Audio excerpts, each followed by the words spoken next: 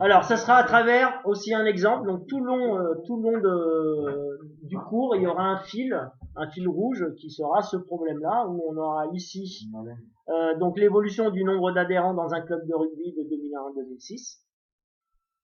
Donc ici, on a le nombre d'années. Vous remarquerez que ça rejoint un petit peu ce qu'on a fait avec la calculatrice tout à l'heure, ce que vous avez pour les CPRT dans les documents que je viens de vous donner. Ensuite, ici, on a le rang 1, 2, 3, 4, 5, 6. Les rangs étant tout simplement, au lieu de dire on va l'année 2001, 2002, 2003, bon, on fait 1, 2, 3, 4, 5, 6, 7. Donc la première année, la deuxième année, la troisième année, la quatrième année, la cinquième année et la sixième année. Ce qu'on appelle le rang. Et vous avez remarqué, à côté de rang, c'est marqué XI. Donc on retrouve cette notion de X dans les TP qu'on a fait. Nombre d'adhérents, les YI. Donc ce sont deux variables. Ici, nombre d'adhérents la première année 70, deuxième année 90, 115, 140, 170, 220. Déjà, d'ores et déjà, on peut dire qu'il y a une progression du nombre d'adhérents d'année en année. La question qu'on peut se poser, c'est... On peut arrêter là. Donc la question qu'on peut se poser quand on est président d'un club et qu'on veut faire évoluer notre club, c'est si ça continue comme ça, si on continue notre politique vers les jeunes, etc., etc., est-ce que en 2010, combien on aura d'adhérents? Et donc en 2010, est-ce qu'on aura assez d'encadrants pour encadrer tous ces adhérents? Donc ça permet aussi de faire une prospection vers l'avenir en disant, bon, est-ce qu'on continue à progresser en sachant que dans 4 ans, on aura 3000, enfin pas 3000, on aura peut-être 1000 adhérents. Est-ce qu'on s'arrête de faire de la promo ou on met tout en place pour faire de la formation de jeunes qui vont devenir des futurs encadrants, etc., etc. Et du coup, on va pouvoir donc répondre à la demande. Notamment, on va avoir les Jeux Olympiques en 2024. Tous les clubs, s'ils préparent pas leur truc, on va se retrouver noyé devant les demandes. Il y a des sports qui sont en poupe en ce moment, notamment comme l'escalade, qui sera donc du coup aux Jeux Olympiques en démonstration. Mais aujourd'hui, vous voyez pas une seule pub ou pas une seule page de publicité où il n'y a pas d'escalade. Ou quelqu'un qui grimpouille, etc. Aujourd'hui, on le voit, moi je fais de l'escalade, on voit bien dans les clubs, on est submergé de demandes de monde qui veulent faire de l'escalade, d'autant plus que maintenant on fait de l'escalade au collège, au lycée. Dans tous les gymnases de collège et de lycée, il y a un mur d'escalade. Au lycée, on a un mur d'escalade. Malheureusement, il n'y a plus de profs pour enseigner l'escalade et en plus, il y a des problèmes de danger liés au chauffage qui est au droit. Enfin voilà, c'est pour vous dire que c'est important. Le but de ce chapitre-là, c'est de pouvoir faire des prospections et de voir s'il y a un lien entre les années et le nombre, l'augmentation des adhérents.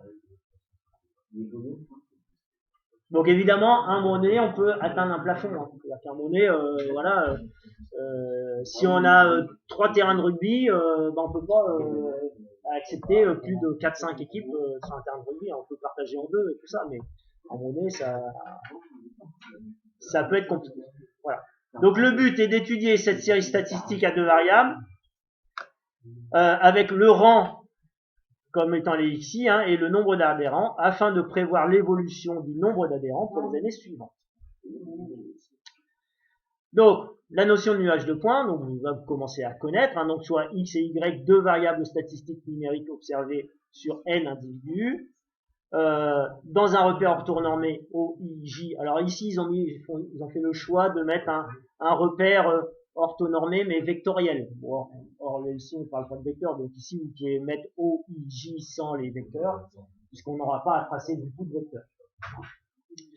L'ensemble de n points de coordonnées XI, YI, vous avez vu votre calculatrice, vous avez fait un nuage de points, à chaque fois elle a pris ce nombre-là comme étant l'abscisse du point, et ici l'ordonnée du point. abscisse ordonnée, abscisse ordonnée, abscisse ordonnée, abscisse ordonnée, abscisse ordonnée. Donc on aura un nuage de points qui est composé de 6 points. D'accord? Donc c'est ça que ça veut dire. Donc dans notre exemple, si on place le rang en abscisse et le nombre d'adhérents en ordonnée, ce qui est logique, ici on a dit x, donc x souvent, ou en mathématiques, ce sont les abscisses, et y, i, ce sont les ordonnées, donc l'axe vertical. On peut représenter par un point chaque valeur, on obtient ainsi une succession de points dont les coordonnées sont 1, 70, c'est ce que j'ai dit tout à l'heure, 1, 70, 2, 90, 3, 115, etc., etc. C'est bon? Suivez? Avec tout ce qu'on a fait déjà, il n'y a pas de souci. Donc ensuite, question 1. Dans le plan muni d'un repère orthogonal d'unité graphique 2 cm pour une année, donc 2 cm correspond à des années. Donc on n'oublie pas que au lieu de mettre 2001, 2002, 2003, 2004, on a mis 1, 2, 3, 4. Voilà. Et pour les ordonnées, donc 1 cm pour 20 adhérents. Donc là on vous rappelle grosso modo comment on peut donc représenter graphiquement ce nuage de points. Donc vous avez vu que là du coup c'est beaucoup plus succinct que la fiche que je vous ai donnée et pourtant on arrive jusqu'au bout. Hein. Donc vous essayez grâce aux valeurs qui sont données ici de me tracer un nuage de points en utilisant ce menu, enfin cette méthode qui est très succincte, mais avec tout ce que vous avez fait et avec les documents que je vous ai donnés, normalement vous devriez vous en sortir. N'empêche que, évidemment, c'est pas parce que vous aurez fait à la calculatrice que vous allez réussir à le faire sur le papier. Donc d'abord vous faites à la calculatrice, je vous ai montré qu'avec le mode trace, après on peut se déplacer sur les points et puis essayer de reproduire sur un graphique. Hein. Donc on va utiliser la calculatrice. Bon, moi je vais effacer mes listes. Donc celle-ci ne m'intéresse plus.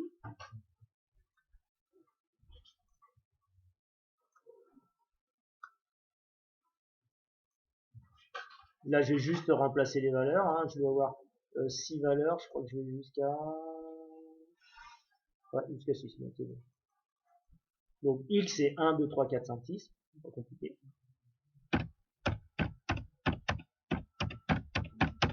Voilà. Et puis après, c'est les adhérents. Alors, les adhérents, par contre, je les vois, parce que sinon, il va y avoir un suicide. Voilà.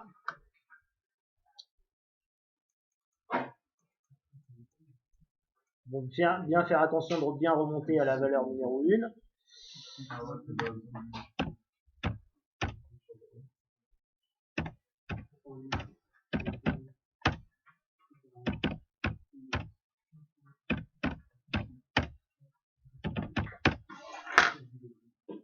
Voilà.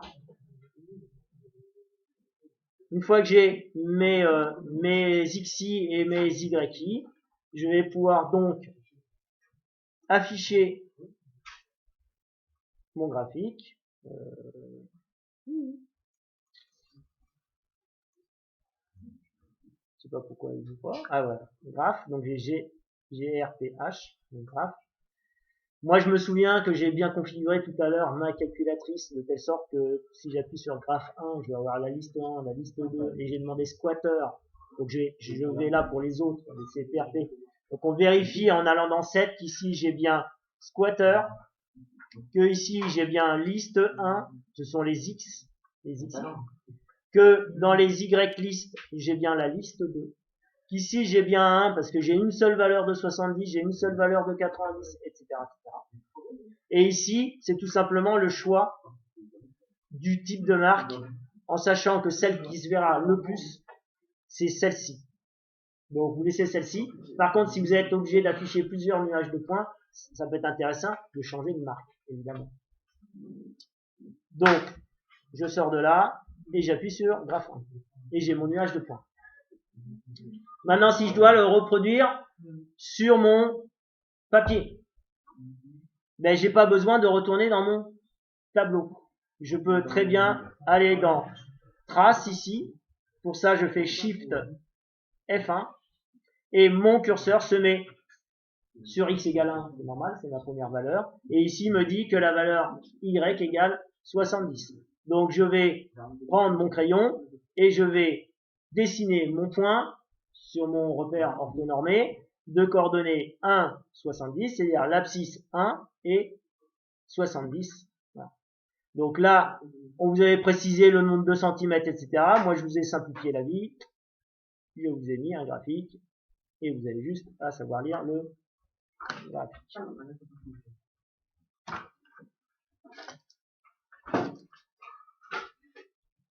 Donc je remets ma calculatrice parce que du coup je vois toutes mes valeurs. Enfin, ceci dit, je peux la retrouver.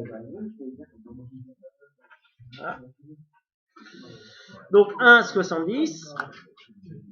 Sauf que là du coup mon stylet il est derrière ma calculatrice. Je vais mettre en rouge. Enfin, 1,70. Donc 70 c'est entre 60 et 80.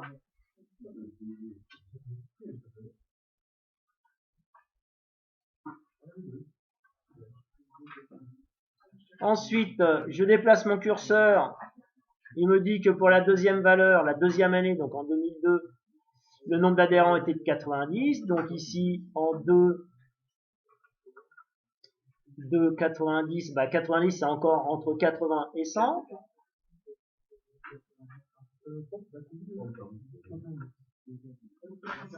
Voilà. Bon, je vais arrêter de faire des allers-retours avec ma calculatrice, donc vous avez compris le principe sur la calculatrice. Parce que sinon, voilà. Ensuite, on a en 2003, on a 115. Ah, alors ça c'est mon problème de stylet. Faire et défaire, c'est travailler, pareil. Donc en 3, donc 115, c'est pas au milieu, c'est pas au milieu de 100 et 120, c'est un petit peu au-dessus, hein. Voilà, c'est aux 3/4 au-dessus. On essaye d'être le plus précis possible. Ensuite, j'ai 140,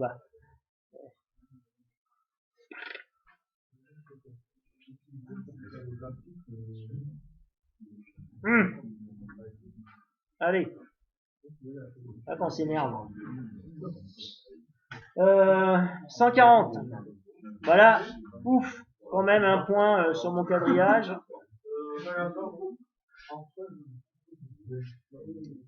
Ensuite, 170. 170. Entre 160 et 180.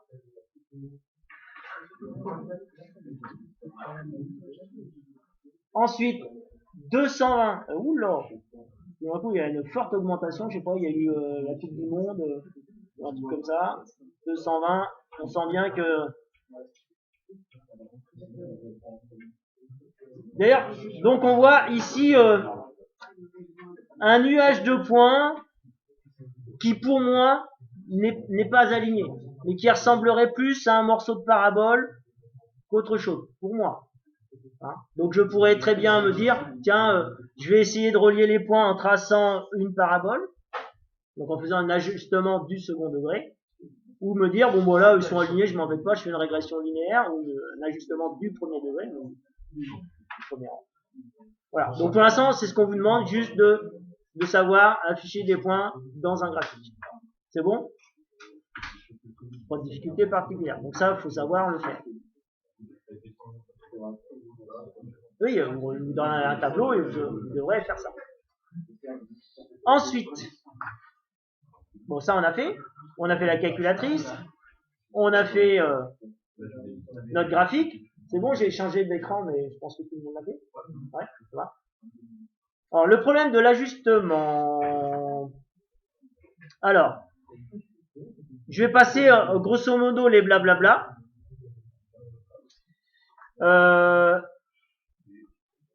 On va s'attacher à notre coordonnée du point G, qui est le point milieu de notre nuage de points.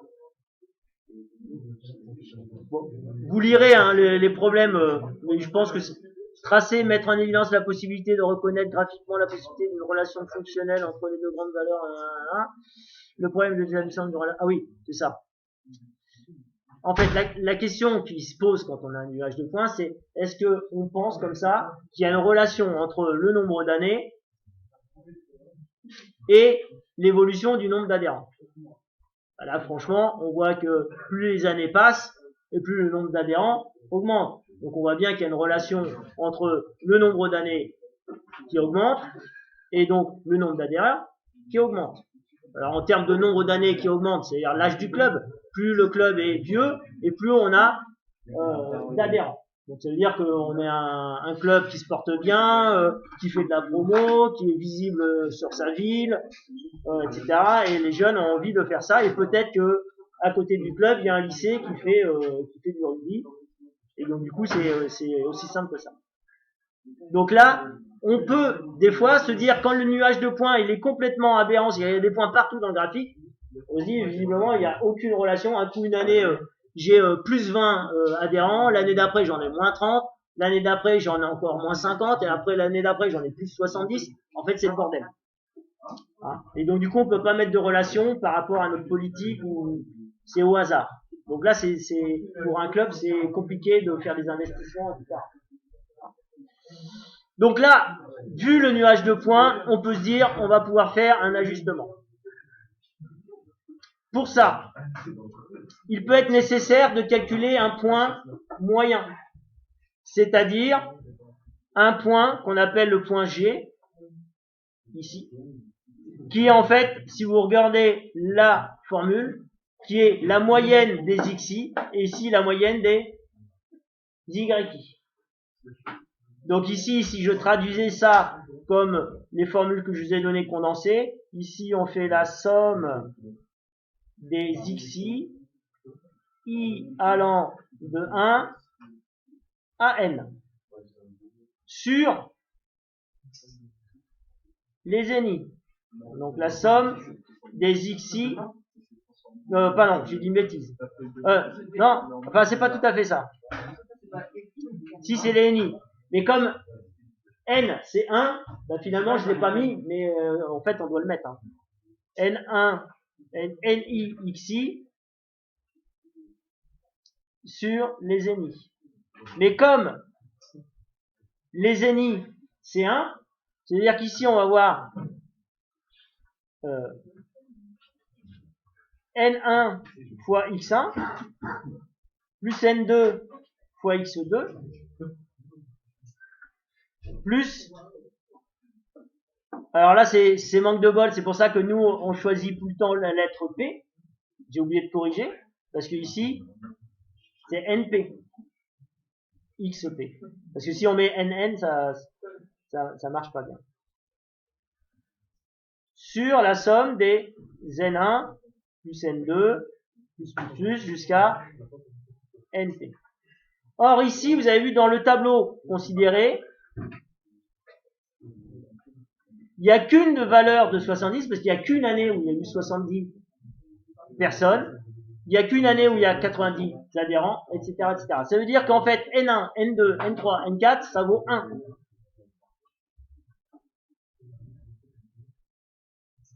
Donc ça veut dire qu'ici finalement ça c'est comme si j'avais 1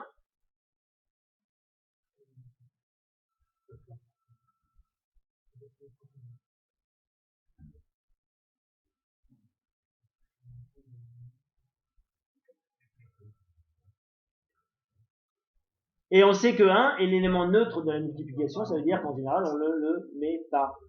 Donc du coup, je l'efface, je l'efface, et du coup ça devient x1 plus x2 plus le nombre de valeurs divisé par le nombre de valeurs qu'il y a. Et ici ça sera le nombre d'années. Donc en fait c'est tout simplement une moyenne non pondérée. C'est comme si toutes les notes de votre semestre étaient coefficient 3. Ça sert à rien de mettre des coefficients si tous les devoirs sont coefficient 3. À ce moment-là, autant les mettre tous coefficient 1. Non. Mais ça change rien. Si tous les devoirs sont coefficient 1, ta moyenne sera la même que si je mets tous les devoirs coefficient 3. Par contre, vous savez, vous avez des notes de devoir maison quotient 1, des notes de contrôle quotient 2 et quotient 3. Surtout coefficient. Coefficient 2, j'ai pas fait encore de contrôle surprise. Alors, par exemple, mercredi, je peux très bien vous donner un tableau, je vous donne la calculatrice et puis vous me marquez les valeurs. Ça sera un devoir coefficient 2. Monsieur Jean, quand c'est pas surprise, c'est quoi Non, ça peut être que ça soit surprise ou pas surprise, ça sera coefficient 2. Parce que c'est un petit contrôle de 10 minutes, un quart d'heure, c'est juste pour savoir si vous savez faire. Donc l'idéal, c'est de vous avertir, mais comme vous êtes averti, normalement, vous devez travailler. Parce qu'à chaque fois que je vous dis, n'oubliez pas de refaire la fiche, il faut connaître ça par cœur, etc. Si je le dis, c'est pas pour déconner. Et après, ça me permet, si j'ai pas prévenu, de voir qui a fait son boulot. L'étudiant. Est-ce que vous avez étudié? Donc vous avez compris pourquoi ici,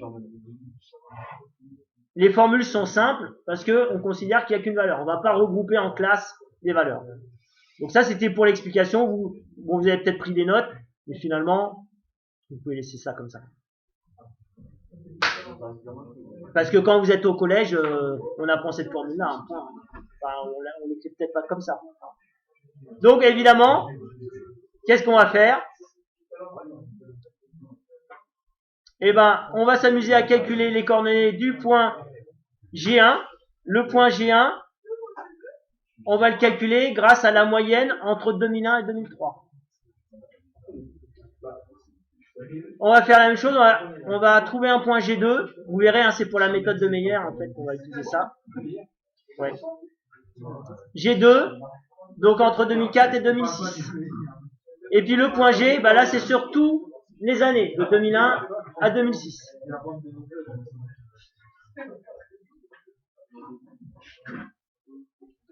Donc ici, entre 2001 et 2003, on calcule la moyenne des XI, la moyenne des YI. Ensuite, entre 2004 et 2006, on calcule la moyenne des XI et des YI, ce qui nous donne 2 points G1 et G2. Et puis après, vous ferez le même calcul, mais sur la totalité des années pour avoir le point G.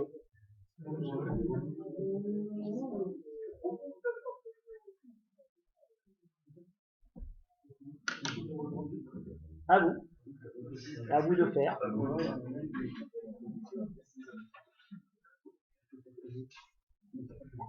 Donc ça, c'est pour le point G1 de coordonnées X1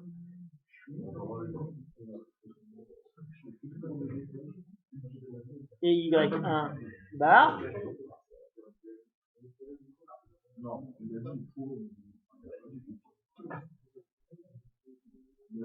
Et si je peux, donc je fais.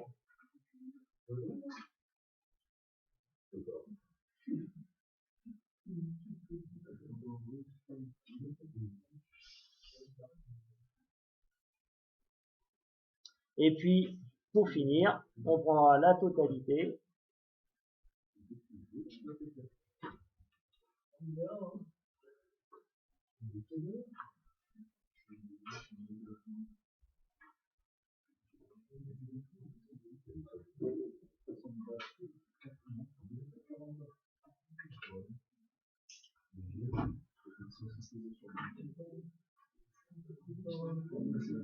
Donc ça, c'est en bleu. Ça, c'est en vert. Ça, c'est en rouge.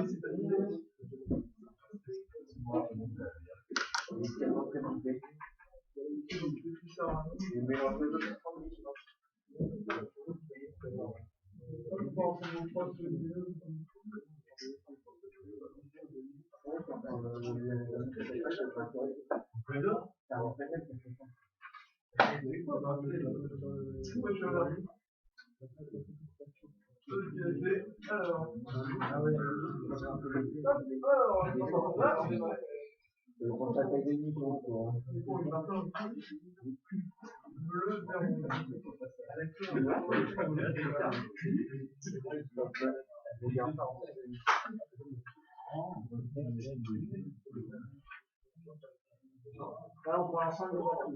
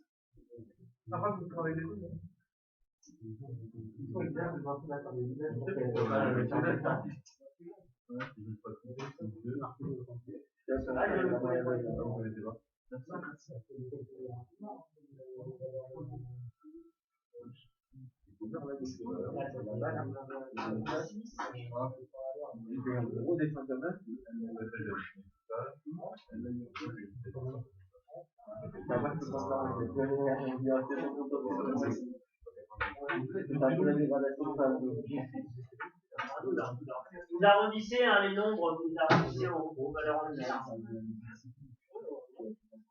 On va pas s'embêter là-dessus. Faut pas oublier que c'est une approximation. Alors évidemment, plus on est précis, plus l'approximation est précise.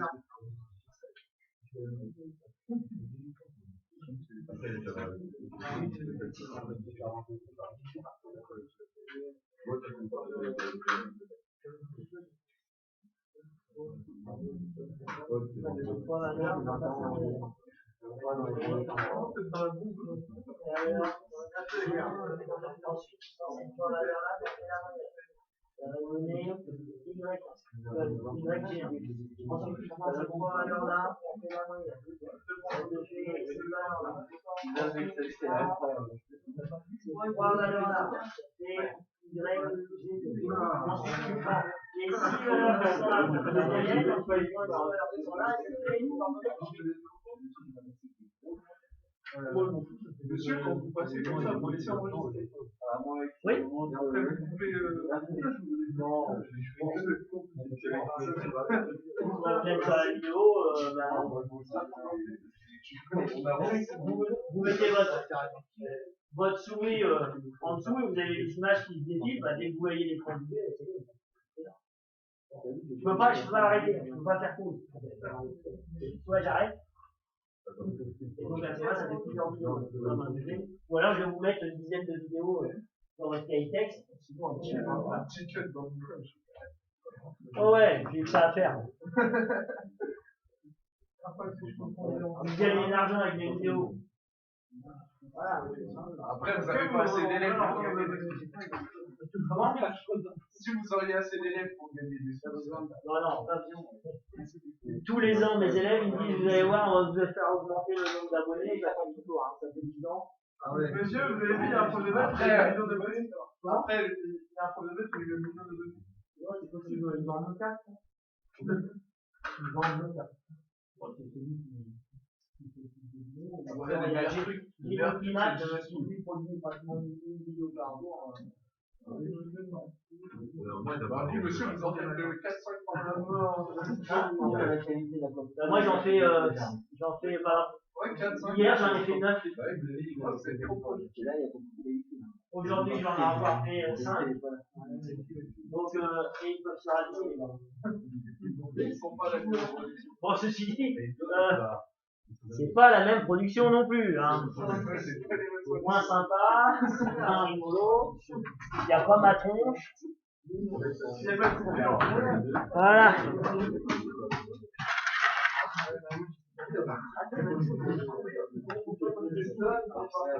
Alors, les X en bleu, X1 plus X2 plus X3 sur 3. Ce qui fait qu'on a 1 plus 2 plus 3 sur 3, ça fait 6, 6 divisé par 3, ça fait 2. Ensuite, par contre, là, c'est un peu plus compliqué. Ah oui? C'est mieux? Donc, n'oubliez pas que moi, toujours, c'est formule, application numérique et résultat. Sauf...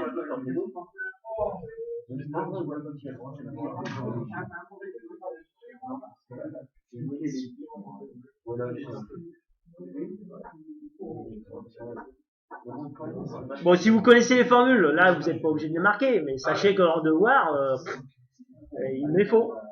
Parce que là, si je mets rien, si je mets juste le résultat, il y en a toujours un qui va dire comment vous avez trouvé ça. Donc, à un moment donné, il faut quand même, moi, en tant que prof, je suis obligé de le voir. Et quand vous êtes en devoir maison, je vais vous dire comment t'as fait. T'as demandé aux camarades là, à côté.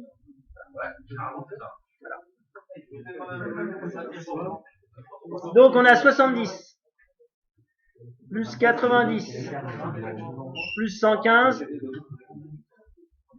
Le tout divisé par 3 est égal à 91,7. On va mettre environ 92. Voilà, je vais mettre 91,7. Puis après, on verra si on arrondit ou pas. Donc, on fait la même chose ici avec... Alors, je vais éviter les formules.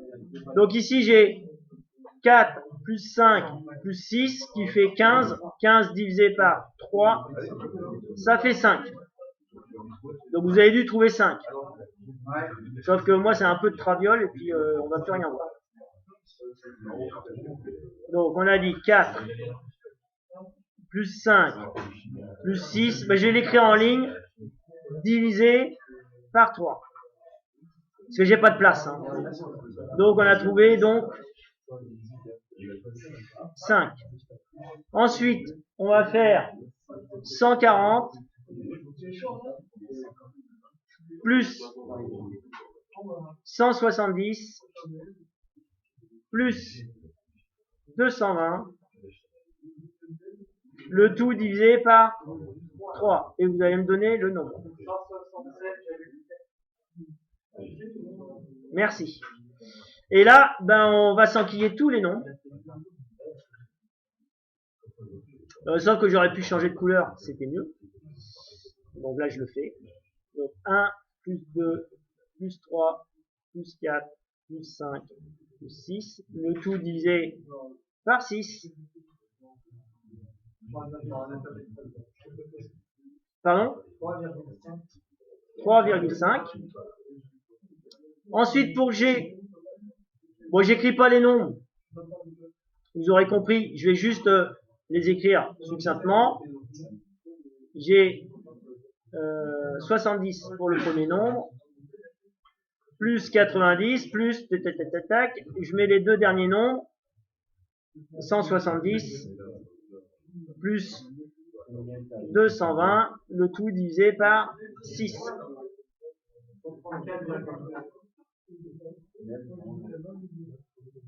134,2. Donc ça me donne les coordonnées du point G. Donc je peux dire que le point G a pour coordonnées donc 3,5 point 134,2. Que là,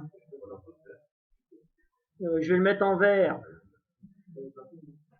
que tout ceci me donne les coordonnées du point G2, qui a pour coordonnées 5 et 176,7. Et en bleu, enfin, on a les coordonnées du point G1, qui a pour coordonnées 2 pour l'abscisse et 91,7 pour l'ordonnée. Donc, ce que vous allez faire, c'est que vous allez reporter dans votre graphique les points G1, G2 et G3. Donc, moi, je vais utiliser une autre couleur pour le point G1 parce que j'ai déjà utilisé j'ai utilisé le rouge. Donc, ici, je vais utiliser le jaune. Voilà.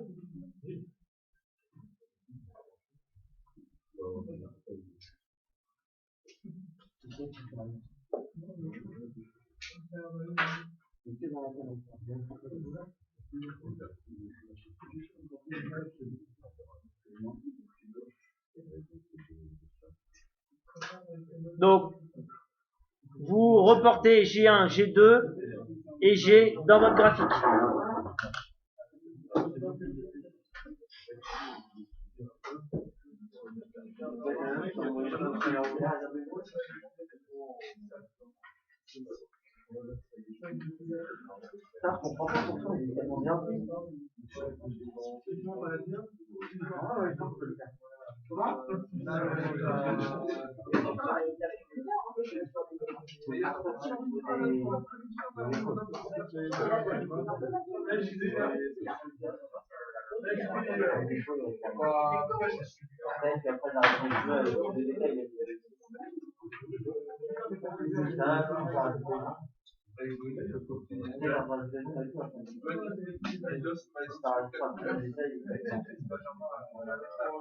Mais je vous signale, les gars, si à un moment vous ne faites pas d'effort, moi, je vais faire comme ça. Et je vais m'occuper uniquement, et là vous pourrez dire, Monsieur Thébault, il s'occupe que de ceux qui réussissent. Parce que c'est facile de dire ça, quand on ne fait absolument aucun effort. Comment voulez-vous que je vous aide? Je ne vais pas même pas vous tenir un crayon à votre place.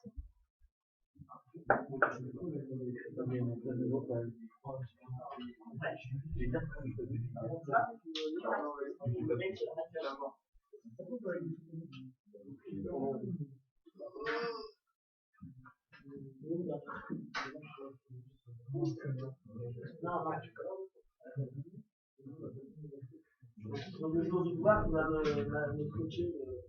Non, voilà, mais généralement j'ai deux, et puis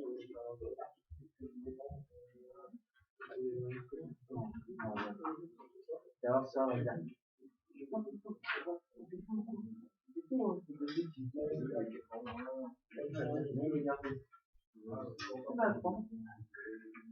Moi j'ai le temps de faire le tour, les gars. Vous avez 3 points à mettre.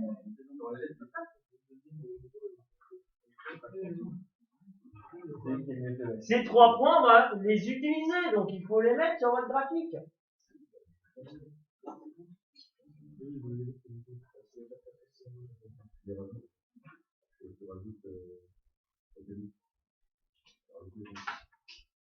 Donc utiliser la couleur pour bien les identifier, c'est possible. Après c'est pas une obligation. Hein. Mais il y a des choses, il y a des points qui ont été construits parce qu'on vous a donné, et il y a des points qu'on a calculés. Ensuite, on a reproduit sur le graphique.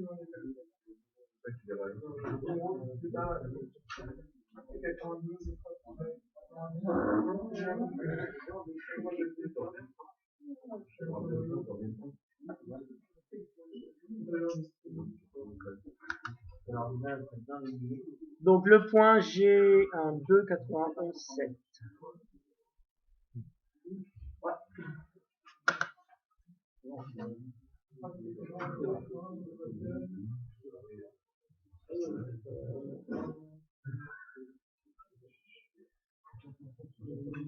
De 91, 7. Donc 91, là on avait 90, c'est pratiquement dessus, hein, sur le même point. Ils sont pratiquement superposés.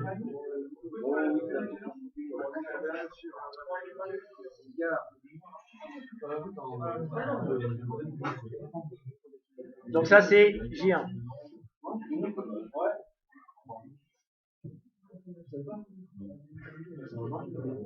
Ensuite G2. Donc 5, 176, 7. 177, 5,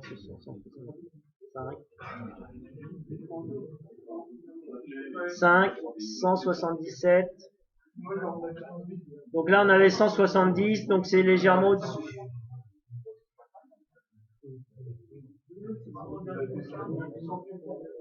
Donc 3,5 c'est au milieu.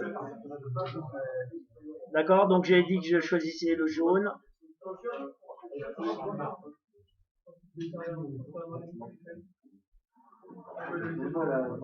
Et donc, combien on a trouvé en moyenne? 174? Ah ouais, 134, ça doit être à peu près là. Hein. Donc 134.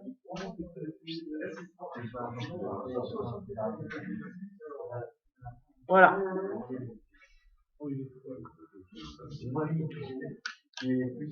Donc vous vous souvenez, le point G nous avait servi ensuite à tracer un peu au hasard en respectant une règle, en mettant autant de points au-dessus, en dessous. Donc on fait passer une droite par le point G. On va voir que la méthode de Meyer, elle utilise les deux points G1 et G2.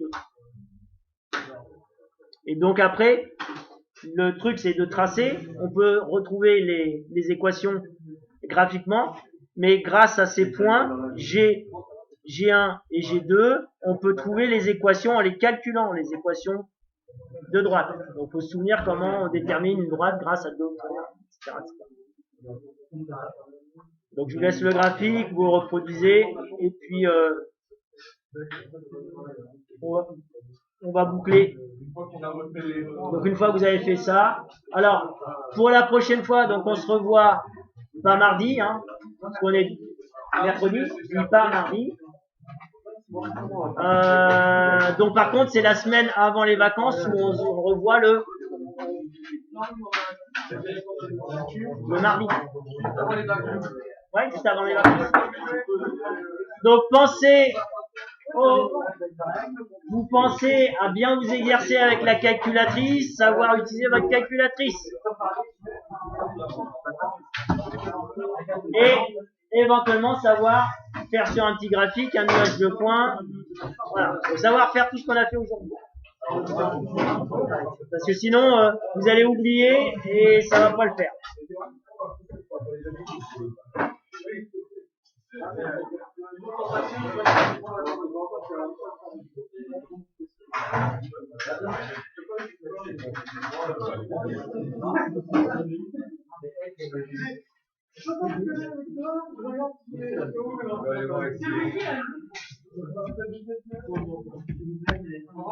Au revoir. Au revoir. Comment? Il peut y avoir aussi un contrôle mercredi. Hein. Alors, à un moment donné, ça peut être bien, comme c'est des choses faciles, etc. Ça vous fait des bonnes notes. Voilà. Mais à condition que vous ayez travaillé. Hein. Si vous n'avez pas travaillé, ça sera du tout. Au revoir.